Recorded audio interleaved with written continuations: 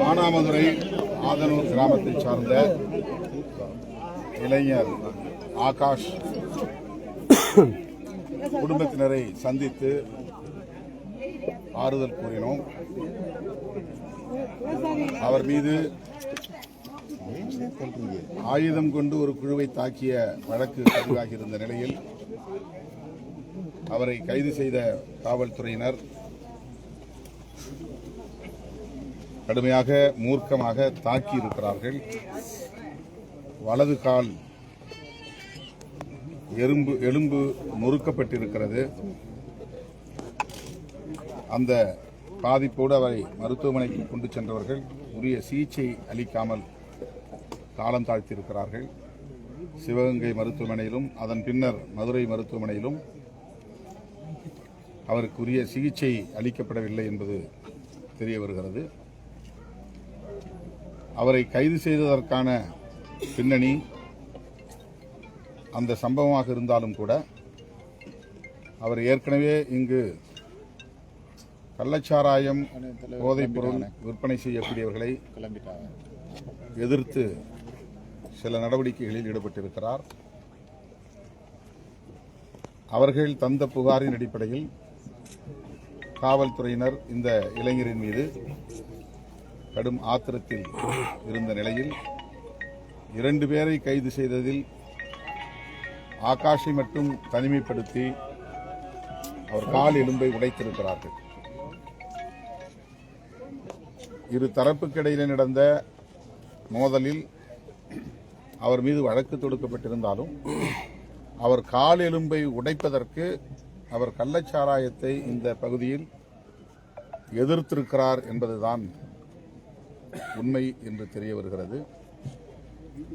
அது மட்டுமில்லாமல் அவருக்கு உரிய நேரத்தில் உரிய சிகிச்சை அளிக்கப்பட்டிருக்க வேண்டும். கால் எலும்பை உடைத்ததில் அவருக்கு இரத்த கசிவு ஏற்பட்டிருக்கிறது. மூளையிலும் இரத்த கசிவு ஏற்பட்டதாக தெரிகிறது. தலையிலும் அவர்கள் தாக்கியிருக்கலாம்.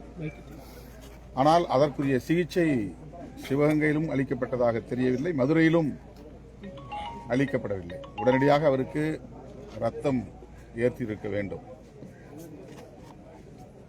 ஆனால் அந்த சிகிச்சை அளிக்கப்படவில்லை. எனவே அவருடைய உயிரிழப்புக்கு காவல்துறையினரின் மூர்க்கமான தாக்குதலும் மருத்துவத்துறையினரின் அலட்சியமான போக்கும் காரணங்கள் என்று தெரிய வருகிறது. அடிப்படை காரணம் கிராமப்புறங்கள் வரையில் இப்போது பரவியிருக்கிற போதைப்பொருள் கலாச்சாரம். அதாவது போதைப் பொருள் விற்பனை, கள்ளச்சாராயத்தை விற்கக்கூடிய ஒரு தனிநபரை இவர் கண்டித்திருக்கிறார், எதிர்த்திருக்கிறார் என்று தெரிய வருகிறது. எனவே இது குறித்து தமிழ்நாடு அரசு உரிய புலனாய்வு விசாரணை நடத்த வேண்டும். அதில் சம்பந்தப்பட்ட அனைவரையும் கைது செய்ய வேண்டும். குறிப்பாக காவல்துறை அதிகாரிகள் குமரவேல் பாண்டியன், வெங்கடேச பெருமாள், திலீபன், குகன் போன்றவர்கள் எனவே அவர்கள் மீது உரிய நடவடிக்கை எடுக்க வேண்டும் என்று தமிழ்நாடு அரசுக்கு, குறிப்பாக மாண்புமிகு முதல்வருக்கு விடுதலை சிறுத்தைகள் கட்சியின் சார்பில் வேண்டுகோள் விடுக்கிறோம். சார், இப்போ அந்த 6 பேர் மேலே துறை ரீதியான நடவடிக்கை எடுத்து கொஞ்ச நேரத்துக்கு முன்னாடி பணியிட நீக்கம் செஞ்சிருக்காங்க. கைது செய்யணும். ஏன்னா இது கொலை வழக்காக தான் மாற்றப்பட்டிருக்கிறது. சிபிசிஐடி விசாரணைக்கு உயர்நீதிமன்ற சென்னை உயர்நீதிமன்ற மதுரை கிளை ஆணையிட்டிருக்கிறது. சிபிசிஐடி விசாரணைக்கு மாற்றியிருக்கிறது. எனவே கொலை வழக்காக மாற்றப்பட்ட நிலையில் அவர்களை இடைநீக்கம் செய்தது மட்டுமில்லாமல் உடனடியாக கைது செய்து விசாரணை நடத்த வேண்டும். அப்போதுதான் சாட்சியை கலைக்காமல், தடயங்களை கலைக்காமல் பாதுகாக்க முடியும். உடனடியாக கைது நடவடிக்கை அவசியமாகும். சார், இந்த வழக்குக்கு சிபிசிஐடி விசாரணை போதுமான சிபிஐ விசாரணை வேணுமா சார்? சிபிசிஐடி விசாரணையே போதுமானது என்று நாங்கள் இப்போதைய சூழலில் நம்புகிறோம்.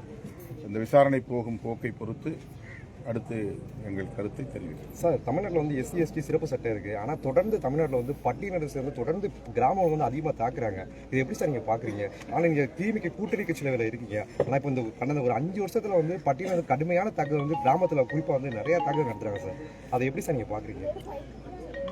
சட்டத்தை முறையாக நடைமுறைப்படுத்த வேண்டும், இன்னும் தீவிரமாக அதை நடைமுறைப்படுத்த வேண்டும் என்று தொடர்ந்து வலியுறுத்தி வருகிறோம். முதல்வர் தலைமையிலான விழிப்பு மற்றும் கண்காணிப்பு குழு கூட்டங்களிலும் அதை வலியுறுத்தி வருகிறோம். இந்தியா முழுவதும் இந்த கொடுமைகள் நடக்கின்றன, தமிழ்நாட்டிலும் நடக்கின்றன. இப்போது விழிப்புணர்வு ஏற்பட்டிருப்பதனால் வழக்குகள் நிறைய பதிவாகின்றன. இதற்கு முன்பு வழக்குகளே பதிவாகாது. புகார் கொடுத்தாலும் வழக்கு பதிவு செய்ய மாட்டார்கள்.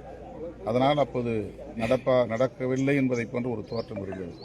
இப்போது நாம் 10 புகார் கொடுத்தால் குறைந்தது 6 புகார்களுக்காவது வழக்கு பதிவு செய்யப்படுகிறது. அதனால் இப்போது நமக்கு அது வெளிச்சத்திற்கு வந்திருக்கிறது. இந்த வன்கொடுமைகளை தடுக்க காவல்துறை இன்னும் தீவிரமான நடவடிக்கையை மேற்கொள்ள வேண்டும். அரசு அவர்களுக்குரிய வழிகாட்டுதலை தர வேண்டும். சார், பள்ளியில் வந்து ஸ்கூலில் சேர்க்கறதுக்கு வந்து ஜாதி சான்றிதழ்